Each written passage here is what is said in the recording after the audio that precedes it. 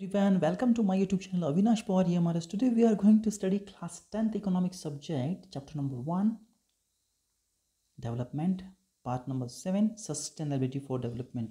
आता sustainability of development म्हणजे काय की पर्यावरणाचं कोणतंही नुकसान न करता ज्या काही नैसर्गिक वस्तू आहेत किंवा नैसर्गिक जे स्रोत आहेत त्याचा उपयोग करायचा आहे. जसं पाणी असेल, पेट्रोल असेल, जर आपल्याला घ्यायचं असेल पाणी किंवा पेट्रोल काढायचं असेल जमिनीतून किंवा मग इतर कोणतीही वस्तू असेल, बरोबर आहे, तर त्याचं नुकसान न करता त्याचा उपयोग हा करायचा आहे. सस्टेनेबिलिटी ऑफ डेव्हलपमेंट, पर्यावरणाचं कोणतंही नुकसान न होता ज्या काही प्राकृतिक वस्तू आहेत, नैसर्गिक वस्तू आहेत, स्रोत आहे, त्याचा उपयोग करायचा आहे. So suppose for the present that particular country is quite developed. आपण म्हणूया की आत्ता सध्या आपण म्हणूया की सध्याच्या काळामध्ये एखादी देश आहे तो विकसित आहे. So we would certainly like this level of development to go up further. आणि मग आपल्याला नेहमी हे सगळ्यांना आवडेल की हा जो विकास आहे तो नेहमी वरच्या दिशेनेच गेला पाहिजे, or at least to be maintain for future generation. किंवा हा जो विकास जो आहे तो पुढच्या अशा पद्धतीने तुला मेंटेन करणं गरजेचं आहे की तो भविष्यामध्ये पुढच्या पिढीला वापरता आला पाहिजे. So this is obvious desirable आणि हे आपण म्हणूया की अपेक्षित आहे सर्वांना. However since second half of the 20th century a number of scientists have been warning that the present type and level of development are not sustainable. आणि म्हणून आपण म्हणूया की 20व्या शतकाच्या दुसऱ्या अर्धामध्ये आपण म्हणूया की आपल्याला असं सगळे जे काही सायंटिस्ट आहेत ते असे सांगतायत, वैज्ञानिक सांगतायत आणि ते आपल्याला वॉर्निंग देत आहेत की जर आपण ज्या पद्धतीने आपण नैसर्गिक स्रोतांचा उपयोग करत आहोत, ज्या लेवलमध्ये आपण त्याचा उपयोग करत आहोत, तर ते जो विकास जो करतो आहे तो सस्टेनेबल नाही आहे, तो पर्यावरणाला नुकसान जो आहे तो पोहोचत करत आहोत. म्हणून वॉर्निंग आपल्याला एक दिलेली आहे. So we have not inherited the world from our forefather. आपण काही आपल्या जे काही वंशज आहेत आपले जे काही पूर्वज आहेत त्या पूर्वजांकडून आपण हा जग जे आहे ते आपण म्हणूया आपल्याला मिळवलेलं नाही. So we have borrowed it from our children. आपल्या मुलांकडून ते आपण जग जे आहे आपण म्हणूया ते आपण उसणं घेतलं आहे. So we have not inherited world from our forefather, we have borrowed it for children. म्हणजे फ्युचर जनरेशनला काहीतरी ठेवावं असा संदेश याच्यातून दिलेला आहे. विकास करतो आहे परंतु पर्यावरणाची नुकसानही करतो आहे. म्हणून सस्टेनेबल डेव्हलपमेंट ही केली पाहिजे जर पुढच्या पिढीला जर हे सगळं ठेवायचं असेल, हे रिसोर्सेस. आता एक्झाम्पल 1मध्ये आहे ground water in India. Recent evidence suggest that the ground water is under serious threat of over use in many part of the country. देशामध्ये आपण म्हणूया की मोठ्या प्रमाणात पाण्याचा वापर होतो आहे. जे जमिनीतलं आतलं जे पाणी आहे ना, पाय ते श्री किती खोलवर पाण्याचा साठा चालला आहे. तिसरी दिसते का चित्रामध्ये? पाणी पहा, पाण्याची पातळी कुठे गेली, पार तळाला गेली. So about 300 districts have reported water level decline of over 4 meter during the past 20 years. 20 वर्षामध्ये 4 मीटर आपण म्हणूया पाण्याची जी पातळी आहे ती खाली गेलेली आहे 300 जिल्ह्यामध्ये. So nearly 1/3 of the country is over using their ground water reserves. मग आपण म्हणूया की देशातली 1/3 संपूर्ण देशामध्ये हा मोठ्या प्रमाणात ग्राउंड वॉटरचं जे काही साठा आहे त्याचा उपयोग हा करीत आहे. So now the 25 years 60% of the country would be doing the same if the present way of using this resource continues. आणि हा जो रिसोर्स आहे तर आपण म्हणूया कंटिन्यू अशा पद्धतीने वापरलं जायला तर 25 वर्षामध्ये 60% आपल्याला या देशामध्ये पुढचे जे 25 वर्ष असतील ते 60% या आपल्या देशामध्ये would be doing the same. आणि हे जर अशाच पद्धतीने करत राहिलं तर हे जे रिसोर्स वापरण्याचं प्रमाण जर कंटिन्यू करत राहिलं तर ground water over is particularly found in the agricultural prosperous region of Punjab and western UP. आणि म्हणून ह्याचा वापर जो आहे मोस्टली कुठे केला जातो जास्त ग्राउंड वॉटरचा, तर पंजाब आणि पश्चिम उत्तर प्रदेशमध्ये hard rock plateau areas of central, मध्य भागातले जे काही जिथे खडकाळ हा प्रदेश आहे, जिथे हार्ड रॉक्स आहेत तेथील पठारामध्ये, अँड साऊथ इंडिया दक्षिण भारतामध्ये, सम कोस्टल एरियाज समुद्रकिनारी आपण म्हणूया, and the rapidly growing urban settlement किंवा मोठ्या प्रमाणात शहरी वस्तीमध्ये हा ग्राउंड वॉटरचा वापर आपल्याला करताना जास्तीत जास्त मोठ्या प्रमाणात हा केलेला दिसतो. So ground water is an example of renewable resource.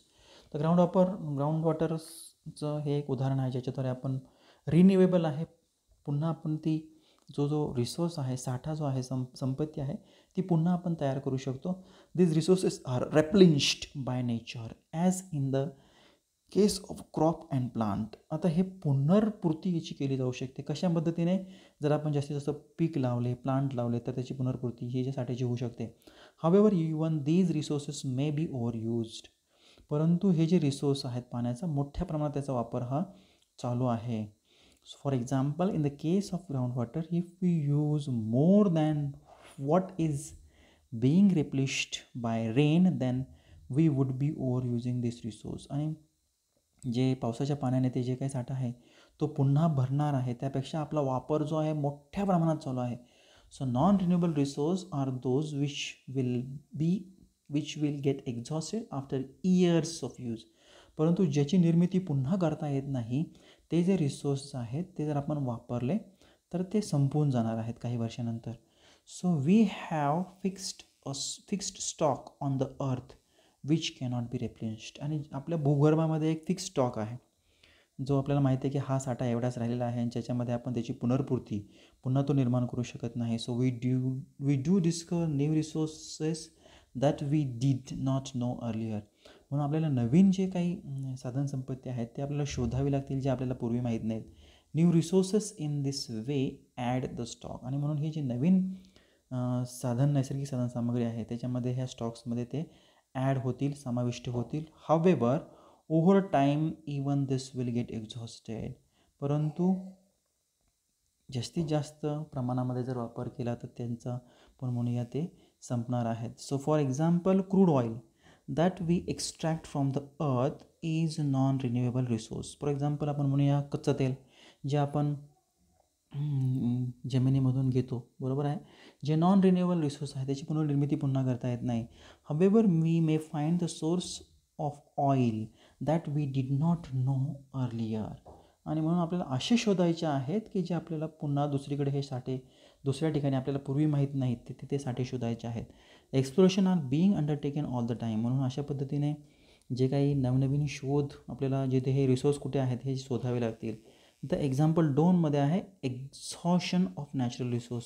मोठ्या प्रमाणात जो काही वापर जो चालू आहे हा नैसर्गिक जे काही रिसोर्स आहेत, तरच आपल्याला हा फॉलोइंग डेटा जो क्रूड ऑइलचा आहे 1.7मध्ये क्रूड ऑइल रिझर्व्हचे साठे आहेत क्रूड ऑइलचे ते रिजनमध्ये आहेत मिडल ईस्ट, मध्य पूर्व कंट्रीज जे आहेत, अमेरिकामध्ये आणि जग.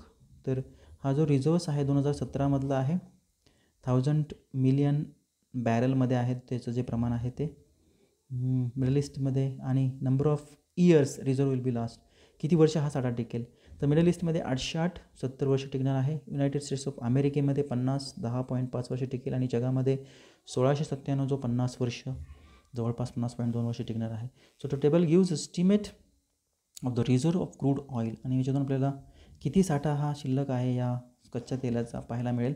So more important it also tells us of how many years the stock of crude oil will last if the people continues to extract it at the present rate. अशाच पद्धतीने आता जसं आपण हा क्रूड ऑइलचा वापर आहे हा जर साठा चालू राहिला तर हा साठा संपून जाणार आहे. किती दिवस तो टिकणार आहे, बरोबर आहे. The reserve would last only 50 years मोर. हा जो साठा आहे पुढची 50 वर्ष टिकेल. So this is for the world as a whole. आणि म्हणून हा जो साठा आहे हा संपूर्ण जगासाठी संपूर्ण साठा आपण सांगितलेला आहे. So however different countries face different situations. आणि म्हणून प्रत्येक देश हा वेगळ्या परिस्थिती हा अनुभवेल. So countries like India depend on importing oil from abroad because they do not have enough stocks of their own. भारतासारख्या देशांच्याकडे ते हे तेलाचे साठेच नाही आहेत आणि म्हणून ते जो आयात जो आहे तो परदेशातून करतो. If the prices of oil increases this become a burden to everyone. आणि म्हणून जर ह्या किमती जर तेलाच्या वाढल्या, कमीसाठी लागले किंमत कमी होणार, मागणी वाढली किंमत जास्त, आणि मग प्रत्येक देशावर त्याचा हा बर्डन जे आहे हे राहणार आहे. So there are countries like USA which have low reserves and hence want to secure oil through military and economic power. आता काही देश आहेत जसे काही अमेरिकेसारखे देश आहेत ज्यांच्याकडे कमी साठे आहेत आणि त्यांना सगळे हे ऑइल त्यांनासुद्धा पाहिजे आणि ते मिलिटरीच्या जोरावर किंवा त्यांच्या आर्थिक ताकदीच्या जोरावर हे साठे प्राप्त करण्याचा ते प्रयत्न करत आहेत. Consequences of the environment degradation do not respect natural or state boundaries. आणि म्हणून आपण म्हणूया की जशा पद्धतीने पर्यावरणाची हानी झालेली आहे आणि त्याचे परिणाम जे आहेत आपण प्रत्येक देशाच्या किंवा राष्ट्राच्या बाउंड्रीज ओलांडून जरी आपण ते पर्यावरणाची हानी ही करत आहोत. So this issue is no longer region or nation specific. म्हणून हा जो विषय आहे पर्यावरणाची हानी करून आपण विकास करत आहोत हा फक्त एखाद्या प्रांताचा किंवा राष्ट्राचा हा विषय नाही. आ फ्युचर इज लिंक्ड टुगेदर. हा आपल्या भविष्याचा विषय आहे जो आपल्याशी जोडला गेलेला आहे. Sustainability of development is comparatively a new area of knowledge in which scientist, economics, philosopher and other social scientist are working together. आणि म्हणून हा जो विषय आहे हा एक आपल्या विकासाच्या दृष्टीने जर विकासही करायचा आहे पण पर्यावरणाची हानी न करता आहे.